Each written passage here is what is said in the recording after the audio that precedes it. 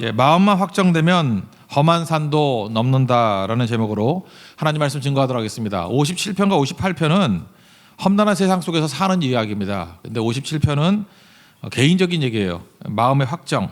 그래서 나를 세우는 마음의 확정하기를 원합니다. 나를 세우는 거예요. 그리고 58편은 믿음의 보루가 되길 원합니다. 그래서 공동체를 세우는 것. 그래서 이게 개인 차원, 공동체 차원. 개인 차원에서는 마음을 확정하기를 원합니다. 공동체 차원에서는 내가 믿음의 보루가 되기를 원합니다. 보루라는 게 뭐죠? 적의 침입을 막기 위해서 이렇게 돌이나 콘크리트 같은 구축물입니다. 뭐 바리케이트 그런 거 비슷한 개념이에요. 보루. 그런 보루가 되기를 원합니다. 이렇게 고백하고 있습니다. 57편부터 먼저 보겠습니다. 이건 뭐냐? 상황에 눌리지 않고 믿음으로 마음을 확정하겠습니다. 이거를 고백하고 있다는 것입니다. 표제어에 이렇게 나오죠. 사울을 피하여 굴에 있을 때, 그러니까 아둘람 굴 상황입니다. 상태가 안 좋을 때였죠. 그런데 그렇게 눌려 있는 상황에서도 7절을 보니까 마음이 확정되었고 확정되었사오니 그렇게 나오잖아요.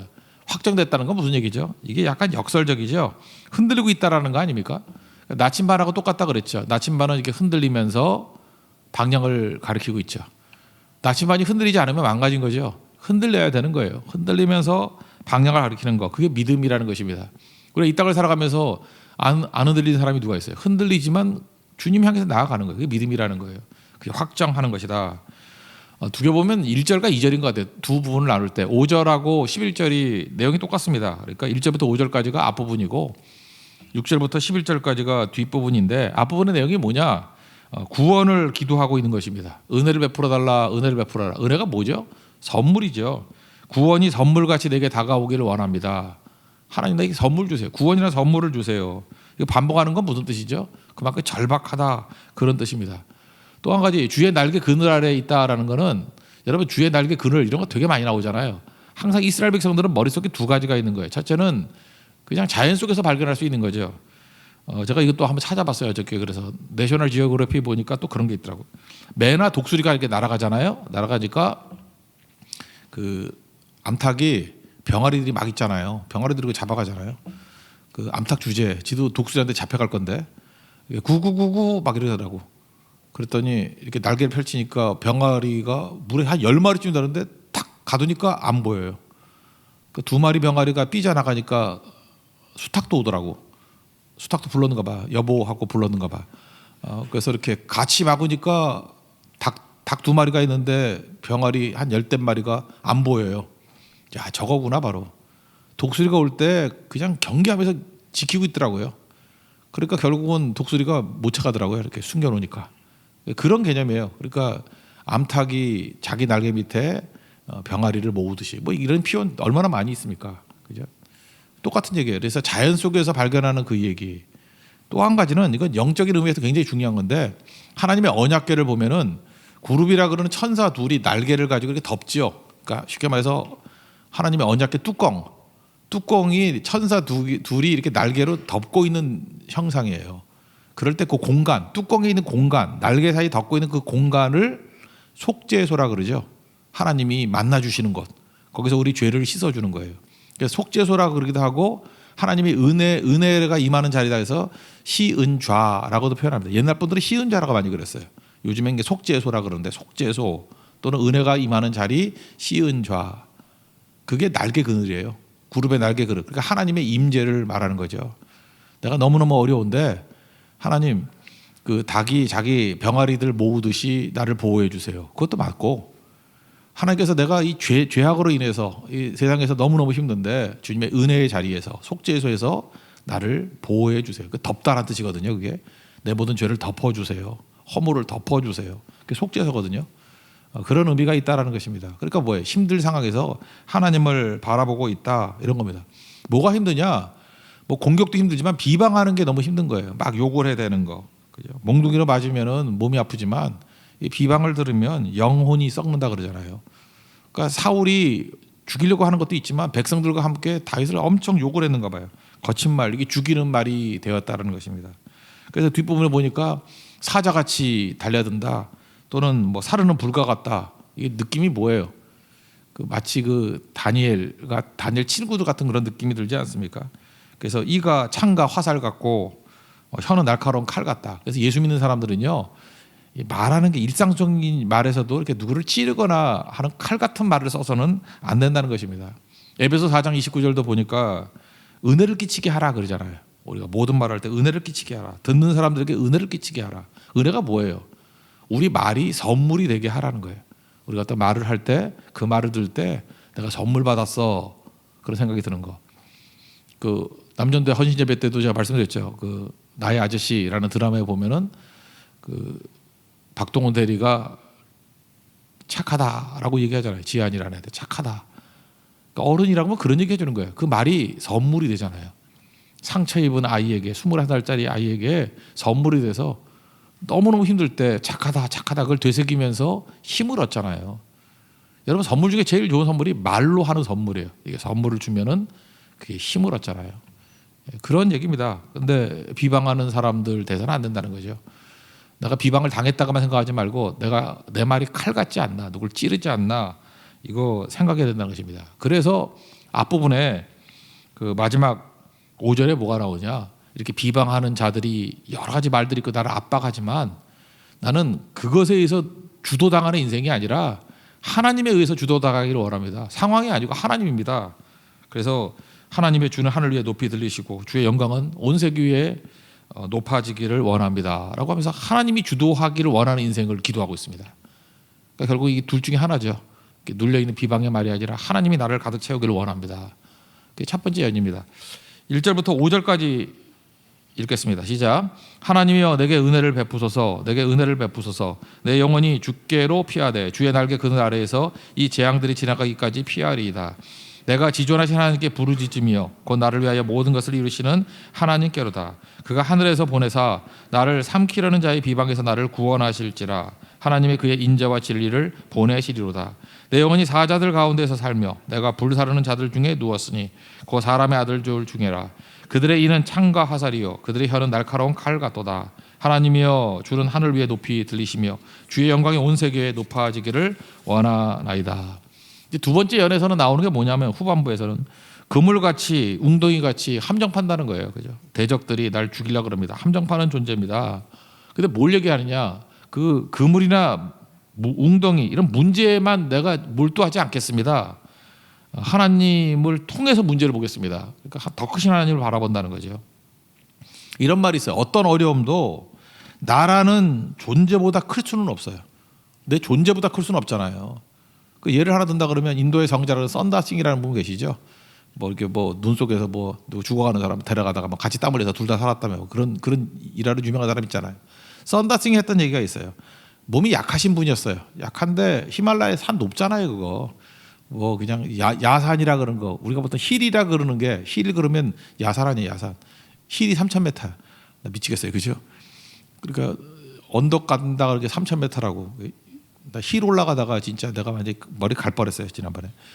그러니까 뭐 거기는 높겠죠. 뭐 4,000m, 5,000m 이런 거는 옆대 산 이름도 없어, 이름도. 그죠? 그 조그만 산이라고. 그걸 넘어 다니니까 몸이 약하신 분이 뭐 만만치가 않겠죠. 근데 그분이 그런 얘기했어요. 이렇게 몸도 약한데 어떻게 그렇게 험한 히말라야를 돌아다니십니까? 그랬더니만 정신의 높이가 산보다 높으면 어디든 넘는다 그런 얘기를 했어요. 자기 정신이죠, 영혼. 정신의 높이가 산보다 높으면 어디든 갈 수 있다. 결국 우리가 체력이 약해서 못 가는 게 아니라 정신이 산보다 낮기 때문에 그래요.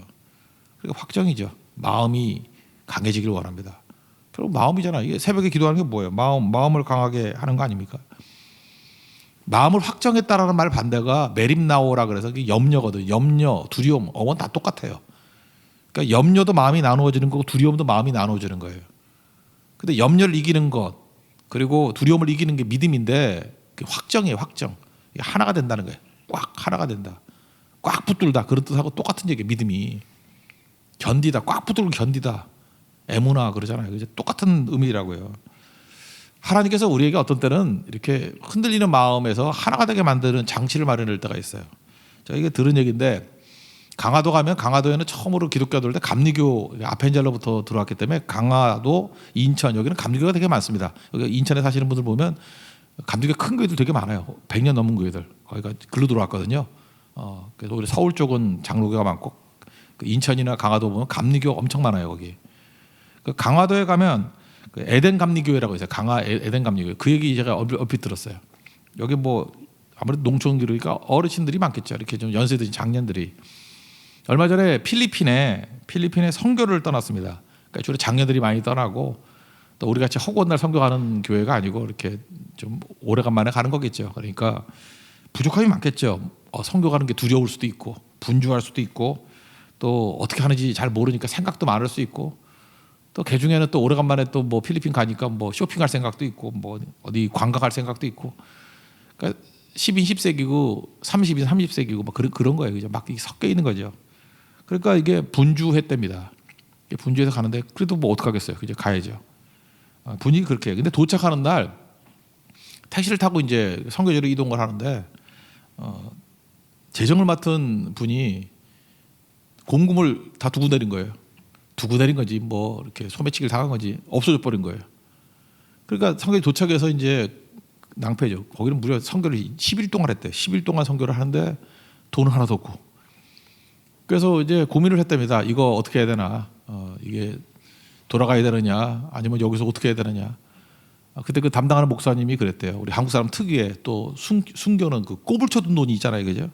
있는 거 다 털으려고 숨겨놓은 거 혹시 쇼핑하거나 뭐 이런 거 있느냐고 이렇게 다 모았더니 간신히 그냥 견딜 수 있을 정도. 그러니까 전체 공금의 한 반 정도 간신히 겨우겨우 할 수 있을 정도.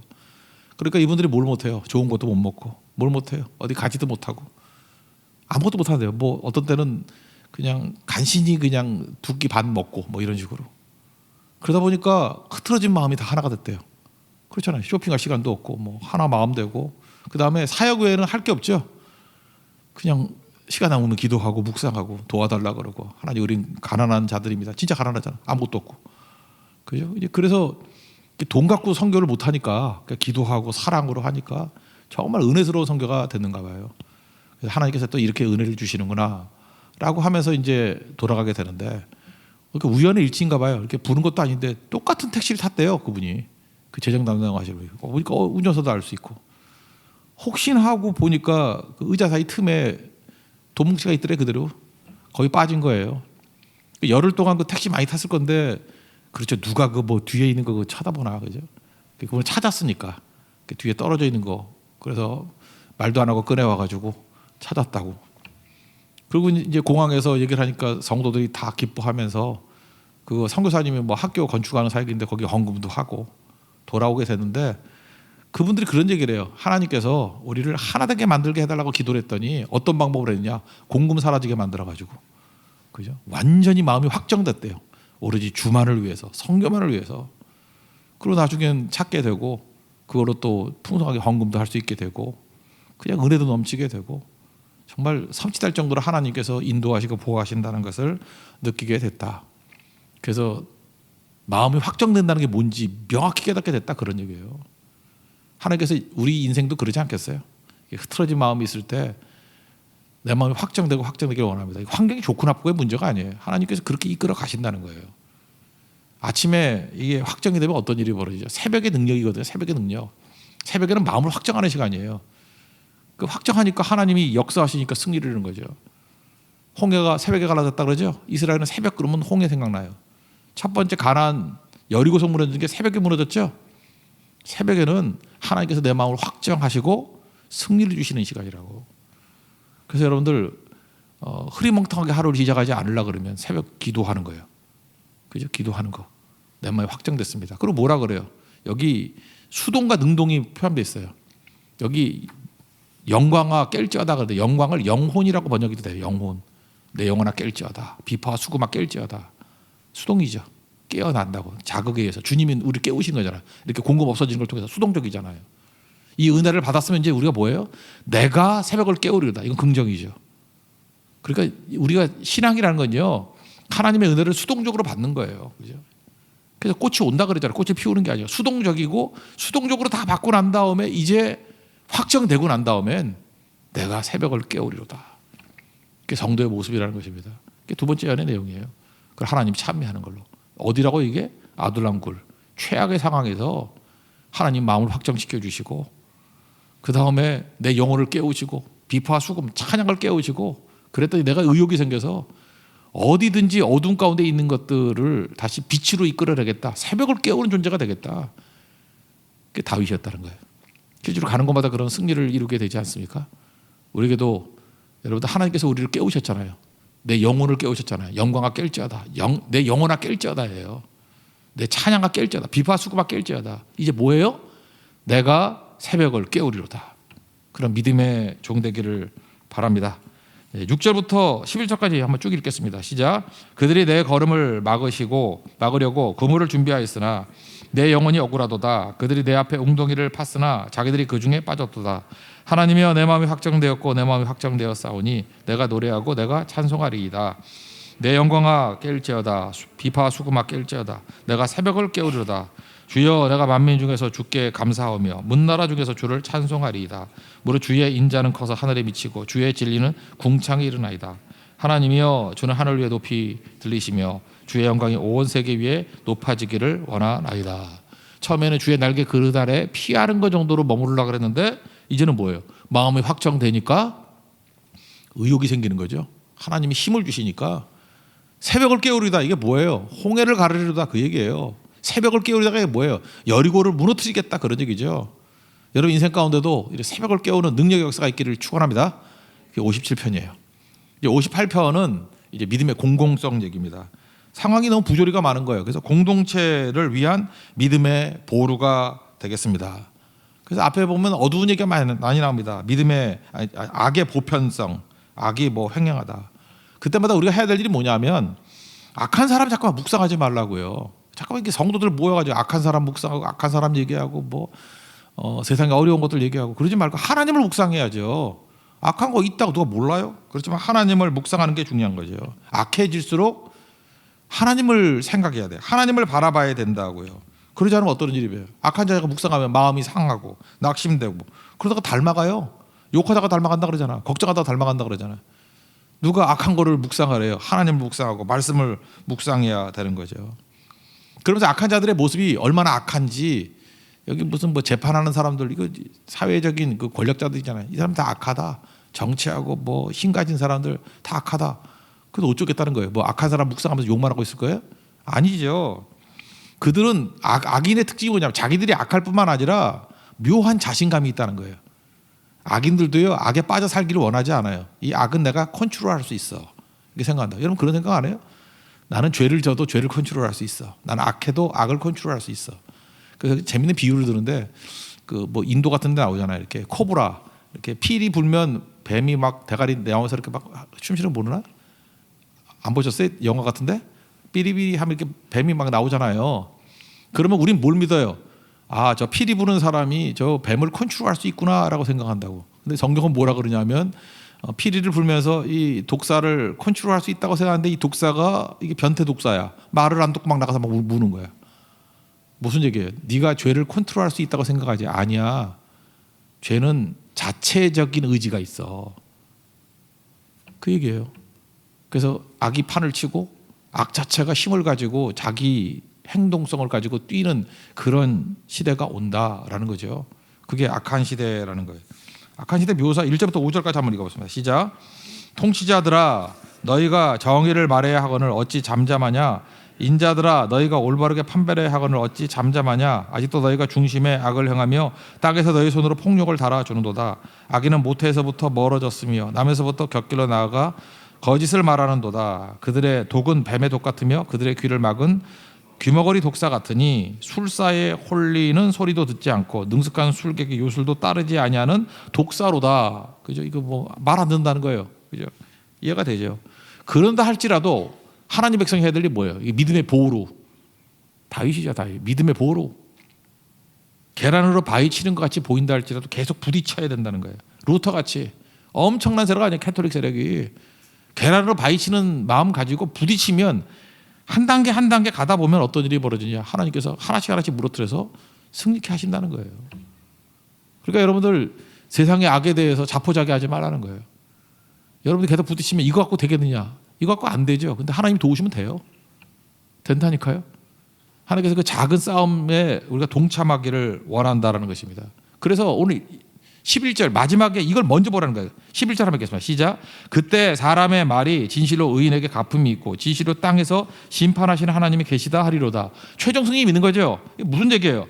마지막에 하나님께서 의인에게 갚음이 있고 세워주시고 그 다음에 심판하시는 하나님이 계시다. 최종 심판이 있다. 이거 그때 모를 사람 누가 있어요? 그땐 다 알지. 천국과 지옥 가서는 다 알죠. 부자와 나사로 보세요. 부자도 깨달아요, 못 깨달아요? 부자도 그때 가서 전도하려고 그러잖아. 자기 동생 있다고. 그러니까 마지막 심판 때는 다 깨달아요. 그러면 믿는 자는 어떤 자들이냐? 지금 깨달아요. 지금 이 자리에서. 지금 이 자리에서 11절을 누리는 거예요. 하나님이 최종 심판하시고 악인은 멸하고 하나님께서 최종적으로 승리를 주실 것이다. 그걸 지금 누리는 거예요. 지금. 그때는 다 알아요. 당장 누리는 거예요. 당장 하나님을 만나는 거예요. 그래서 우리 기도가 필요한 게 그거예요. 11절의 상황을 지금 누리는 거예요. 마지막 상황을 지금 누리는 거예요. 최종 승리를 지금 누리는 거라고. 그게 믿음입니다. 다시 그런 얘기는 난 지금 누리기를 원합니다. 그래서 믿음이 뭐예요? 바라는 것들이 실상. 바라는 것들이 나중에 나오잖아요. 근데 지금 누리는 거예요. 보이지 않는 것들이 증거니. 보이지 않잖아요. 지금 누리는 거예요. 그게 믿음이라고. 바라는 거를 지금 누리고 보이지 않는 걸 지금 누리는 거예요. 11절을 지금 누리는 거라고.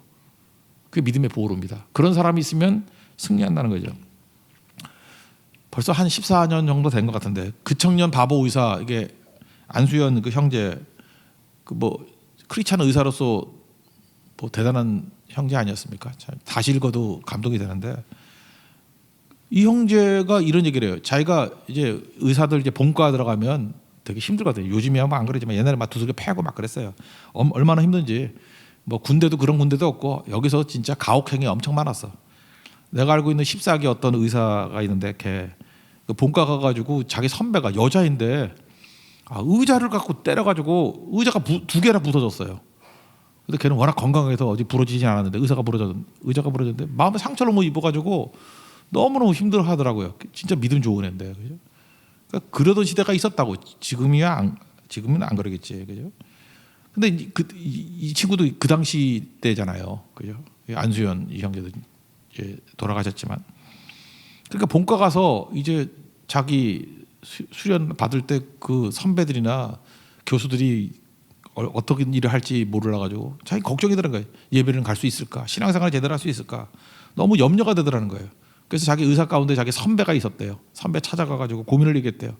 나 정말 예수 잘 믿고 예배 드려야 되고 정말 성경 공부도 하고 다 해야 되는데 이거 본과 가가지고 할 수 있겠습니까? 그랬더니 제대로 할 수 있겠습니까? 그랬더니 그 선배가 그러더래요. 당연하지 그러더래요. 당연하지. 물론 할 수 있지. 부딪히면 다 돼 그러더래요. 그게 너무 고맙더래요. 부딪히면 다 돼. 그래서 부딪혔대요. 다 되더래요. 그 책에 보면 이게 나와요. 그래서 얘기를 하게 돼요. 그 말이 너무 감사했다. 그러니까 이 안수현 의사의 그 선배 누군지 모르지만 그 선배가 믿음의 보루죠. 제발 그런 사람들 되세요. 어디 와가지고 상담하려고 그러면 그 교회에서 하는 소리 다 들으면 안 돼. 세상 물정을 알아야지. 그 장로 입에서 집사 입에서 그런 소리 나오면 안 되죠. 그죠? 야, 뭐 헌신도 살살해. 그러다가 너 굶어 죽어. 뭐. 그러면서 뭐 예를 들면 누구 봐. 뭐 적골돼서 시집도 못 가고 장가도 못 가고 집도 못 사고. 그 입에 지퍼를 달고 싶어요, 진짜. 그죠? 여기 보세요. 여기 믿음의 보호로 한 사람이 있으니까 이름은 누구지 모르겠어요. 그 형제 때문에 안수현이 나온 거고 안수현 때문에 이 책을 읽고 얼마나 많은 사람들이 또 힘을 얻었습니까? 힘을. 죽어서도 말을 하잖아요. 아마 제가 최근 들어서 한 4, 5년 동안에 책 인용할 때 그 청년 바보 의사를 제일 많이 인용한 것 같아. 그죠? 내가 웬만하면 책 잘 인용 안 하는데 이거 다시 읽어봐도 내가 마음이 목사로서 이렇게 좀 흔들리거나 그럴 때 다시 읽으면 참 좋아요. 이렇게 한 챕터씩. 그럼 다시 뜨거워지고 정말 헌신하는 목사 돼야 겸손한 목사 되겠구나. 그걸 평신도한테 배운다니까요. 그러니까 되게 좋은 거죠. 가끔 봐요. 이렇게 한 챕터씩. 보면 이게 힘이 되잖아요. 그게 바로 믿음의 보루라고. 믿음대로 살면은요. 믿어지는 대로 살면 변화됩니다. 그게 능력이라는 거죠. 여러분 보루라고 할 때 생각나는 게 권율 장군 있잖아요. 행주산성. 그 스토리를 보면 이렇잖아요. 행주 대첩인데 원래 그 고니시라고 그 평양에서부터 이렇게 후퇴를 해왔어요. 후퇴를 밀려가지고. 근데 명나라의 이효성 장군이 벽제관에서 벽제 있죠. 화장터 있는데 벽제관에서 막다가 대패했어요. 대패. 그래가지고 다시 들어오면 이 한양이 초토화될 위기에 처하게 됐다고. 근데 권율 장군과 1000명밖에 안 돼요. 1000명. 그러니까 정한되니까 아줌마들 행주치마, 그래서 행주산성 아니에요, 그죠? 행주치마로 뭐 돌멩이 던지고 했다. 지금보다 훨씬 높았을 거예요. 거기에 산이 높지 않았으면은 그 강 수면이 낮던지. 그래서 방어가 가능했을 때였다고요. 그 당시에 일본군이 20만 명이었대요. 20만 명을 1000명이 20일 동안 잡아두고 있었던 거예요. 믿음의 보루가 돼서 그 자리 지키고 있으면 어떤 일이 벌어진지 알아요? 1000명이지만 20만 명을 꽉 붙들어 둘 수 있다고. 그게 있었기 때문에, 시간을 벌어줬기 때문에 나중에 한양 못 가고 그냥 넘어서 후퇴해 버렸어, 걔네들. 그거 아니었으면 뭐 그러지 않아도 불탔는데 완전히 초토화될 뻔했죠. 권율 1000명의 장병과 그 아줌마들, 그죠? 엄청난 거죠. 믿음의 보루가 그런 거예요. 하나님 앞에서 우리가 작은 힘같이 보이지만 그 버텨주면, 그 버텨주는 그 사람을 통해서 놀라운 승리와 은혜가 임하게 된다는 것입니다. 민수기 9장에 보면은 불기둥과 구름기둥 중 얘기 나와요. 그때 이런 얘기를 해요. 첫째, 이 메시지 첫 번째, 머무르는 시간에 머무를 줄 알아야 된다는 거예요. 하루고 이틀이고 1년이고 광야 아무것도 없잖아요. 거기서 1년 머물러 있으면 얼마나 불안하겠어요. 근데 믿음이 뭐예요? 주님이 머무르라 그러면 머무르는 거예요. 근데 죽시고 머무르기만 하느냐? 아니에요. 민수기 9장 23절 보니까 여호와의 직임을 지켰더라. 그 자리에 있으면서 뭘 했어요? 자기에게 주어진 직임을 지키는 일을 계속했다라는 거예요. 그게 구름기둥의 메시지예요. 우리도 하나님 앞에서 주님께서 이렇게 인도하실 때 머무르라 그러면 머무르는 거, 이거 첫 번째 믿음이고, 머무른다가 다 되는 게 아니에요. 머무르면서 뭐 해야 돼요? 직임을 지키는 거예요. 생명 걸고 내 자리를 지키는 거예요. 그때에 1000명 같이 모이지만 20만 명을 붙들어 매는 엄청난 일을 하는 승리의 종이 된다는 것입니다. 지금 다윗이 이 고백을 하고 있는 거예요. 세상이 어둡고 악이 팽배해지 있는 상황이라 할지라도 나는 계란으로 바위치는 심정으로 부딪히겠습니다. 물론 최종 승리하는 거 압니다. 근데 딴 사람들은 몰라요. 나는 믿잖아요. 믿으니까 최종 승리를 지금 이 땅에서 심겠다는 거예요. 미리 확신하겠다는 거예요. 바라는 것들을 지금 누리겠다는 거예요. 보이지 않는 것을 지금 누리겠다는 거예요. 그게 믿음의 보루예요. 그 사람 때문에 전체가 다 승리하고 이기게 된다는 것입니다. 오늘 그 고백에 6절부터 11절 읽고 마치겠습니다. 다 같이 읽겠습니다. 시작. 하나님이여 그들의 입에서 이를 꺾으소서. 여호와여 젊은 사자의 어금니를 꺾어내시며 그들이 급히 흐르는 물같이 사라지게 하시며 겨누는 화살이 꺾임 같게 하시며 소멸하여 가는 달팽이 같게 하시며 만삭되지 못하여 출생한 아이가 햇빛을 보지 못함 같게 하소서. 가시나무의 불이 가마를 뜨겁게 하기 전에 생나무든지 불 붙는 나무든지 강한 바람으로 휩쓸어가게 하소서.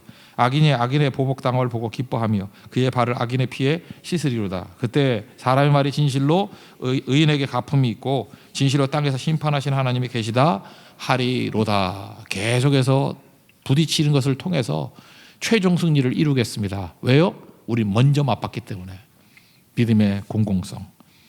소돔과 고모라 왜 망했죠? 뭐 죄 때문에 망했다. 그렇게 말하면 안 돼요. 의인 없어 망한 거예요. 여러분 세상 탓하지 마십시오. 의인이 뭐예요? 구약에서 말하는 의인은 믿는 자예요. 믿는 자. 죄 없는 자가 아니라 믿는 자. 시편 보세요. 의인이 있고 악인이 있는데 의인이 뭐예요? 믿는 자가 의인이고 악인은 뭐예요? 하나님이 없다 하는 자가 악인이에요. 안 믿는 자 의인입니다. 의인. 어렵고 어둠이 있다 할지라도 믿음 붙들고 있는, 확정된 믿음 붙들고 있는 믿음의 보루가 있다 그러면 그 사람 때문에 주변이 다 살아나요. 소돔과 고모라 의인 10명이 없어서 망했다는 거 잊지 말고 죄인들 탓하지 말고요. 의인을 찾아내고 의인 되십시오. 의인의 결속이 있을 때 하나님께서 그 공동체를 구원해 주실 것입니다. 이 나라의 문제, 우리 문제입니다. 여러분들이 기도를 멈추지 아니하는, 하나님 의지하는 그 사람 될 때 절대 무너지지 않고 다 건진받게 될 것입니다. 우리 공동체를 건지는 믿음의 종 되기를 축원합니다. 자리에서 일어나겠습니다. 기도를 멈추지 마라 찬양하겠습니다.